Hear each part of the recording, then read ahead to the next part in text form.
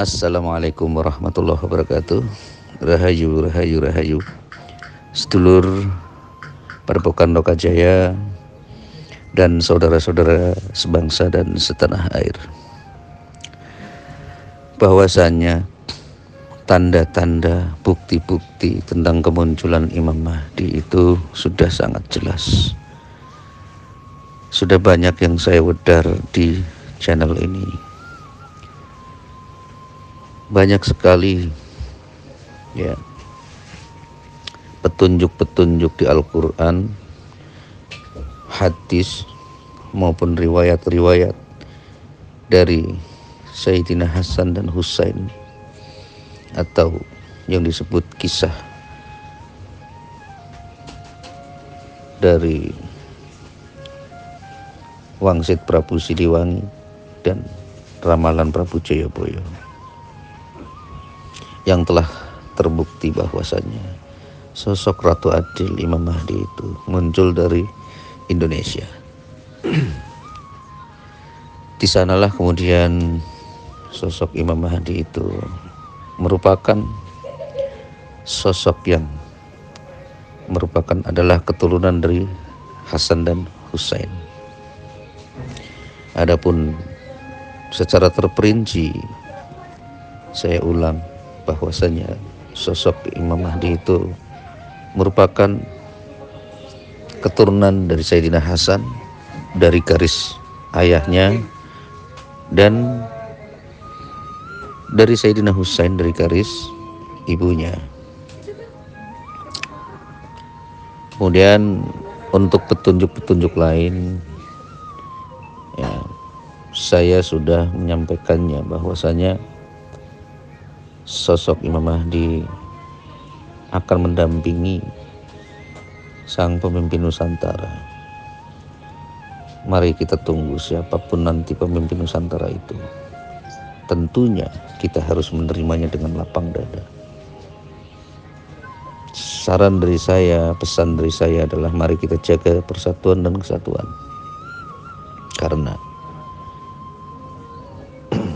asing, khususnya Israel atau Zionis dan antek-anteknya, telah sedang membuat makar untuk Indonesia, agar Indonesia terpecah belah, agar Indonesia tidak menjadi negeri yang telah Allah tetapkan, agar Indonesia tidak menjadi negeri yang diharap-harapkan oleh para leluhur kita semua, dengan cara memecah belah, dengan cara merendahkan derajat, martabat serta jati diri kita, anak bangsa. Sedulur semua, saudara-saudaraku sebangsa dan setanah air, janganlah kita ikut-ikutan dengan mereka-mereka yang menganggap Qasim adalah Imam Mahdi. Qasim itu adalah orang yang salah satu dari orang-orang yang ingin menganggap dirinya sebagai Imam Mahdi. Hanya berbekal mimpi. Bagaimana mungkin kita nanti di dunia ini akan dipimpin oleh seseorang yang berbekal mimpi? Jangan-jangan nanti surganya pun hanya mimpi belaka. Perlu diketahui sedulur semua, rata-rata pengikut atau golongan orang-orang yang mendukung Muhammad Qasim sebagai Imam Mahdi adalah orang-orang yang bersumbu pendek, orang-orang yang selalu menanyakan dalil, orang-orang yang suka membid'ah-bid'ahkan, orang-orang yang merasa mengkafling-kaflingkan surga adalah miliknya dan yang lain ngontrak, orang-orang yang hanya menganggap dirinya lah, golongannya lah yang paling benar, orang-orang yang tidak pernah menggunakan ihsan.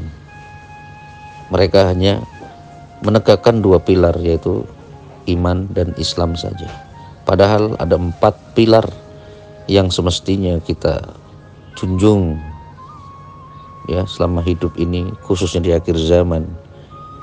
Apa saja pilar tersebut? Pertama adalah iman, kedua adalah Islam, ketiga ihsan, keempat sa'ah, kiamat. Dua pilar terakhir inilah yang kemudian sering dibuang oleh kalangan-kalangan atau golongan sumbu pendek itu, sehingga apa? Mereka tidak mempercayai adanya pencarian kebenaran melalui ijtihad, kias, dan lain sebagainya. Sedulur-sedulur semua bangsa dan setanah air, percayalah orang-orang yang mempercayai adanya bab ihsan atau ma'rifat dan lain sebagainya, ya, dan juga bab sa'ah tentang bab kiamat, yang tentunya hanya bagi orang-orang yang bermakrifat atau menselaraskan antara syariat dan ma'rifat dalam menggapai hakikat. Itulah orang-orang yang kemudian akan tersadarkan kemurniannya atau spiritualnya untuk mengetahui atau akan diberitahu oleh Allah atas kehendak Allah tentunya untuk mengetahui tanda-tanda akhir zaman dan tanda-tanda yang tidak ditunjukkan di Al-Quran, Al-Hadis, dan riwayat lainnya. Itulah kehendak Allah, karena Al-Quran itu tidak hanya sebatas mushaf atau yang terbukukan, karena sesungguhnya Al-Quran itu banyak sekali yang sudah dicuri oleh iblis, sehingga yang terbukukan hanya yang apa yang ada saat ini kita baca. Dan apabila orang-orang yang hanya menggunakan dua pilar di atas, yaitu iman dan Islam saja, maka mereka hanya akan berpatokan kepada Al-Quran yang tertulis dalam atau yang sudah dibukukan saja. Sementara Allah tidak membukakan kolbunya, Allah tidak membukakan untuk memperluas cakrawala berfikirnya yang diimbangi dengan kolbu untuk mengetahui hal-hal yang Allah sembunyikan atau berita-berita dari Allah atau firman-firman dari Allah yang telah dicuri oleh iblis. Tentunya hanya orang-orang yang menselaraskan syariat dan ma'rifat, itulah orang-orang yang akan mendapatkannya. Dan tentunya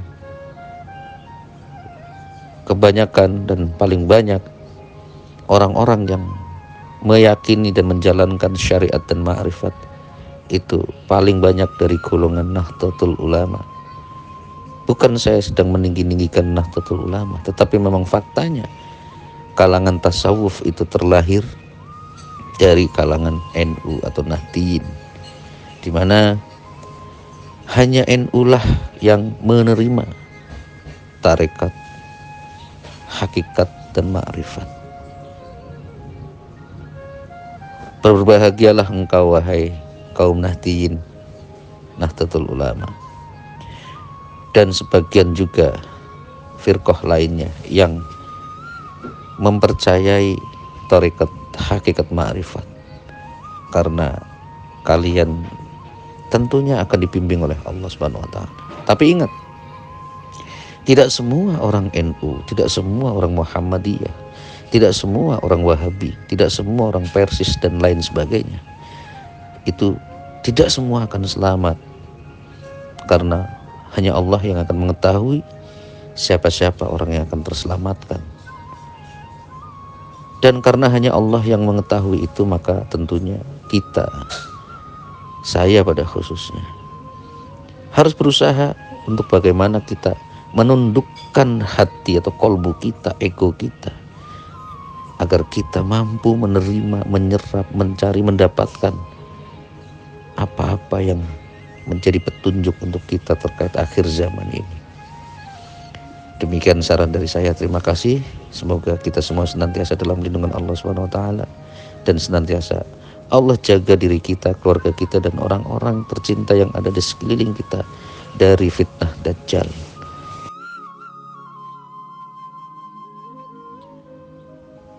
Disitulah kemudian saudara-saudara semua, mohon maaf ada sedikit tambahan.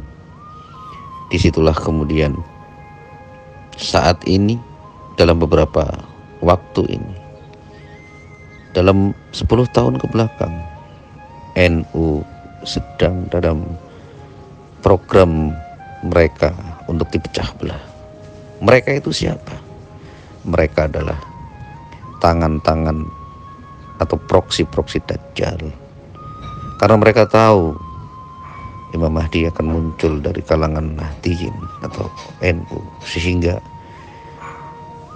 Dajjal-Dajjal itu, anak-anaknya atau proksi-proksinya akan menghancurkan NU. Untuk itu, wahai engkau, kalian dan semua Nahdiyin,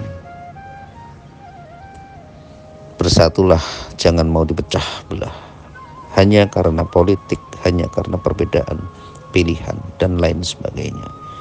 Karena sesungguhnya NU itu sedang dalam target perusakan, sedang dalam target pemecah belahan, agar pengikut Imam Mahdi dari kalangan NU itu sedikit. Itulah tujuan mereka. Makanya banyak sekali yang menyusup ke dalam tubuh NU untuk merusaknya dari dalam. Assalamualaikum warahmatullahi wabarakatuh.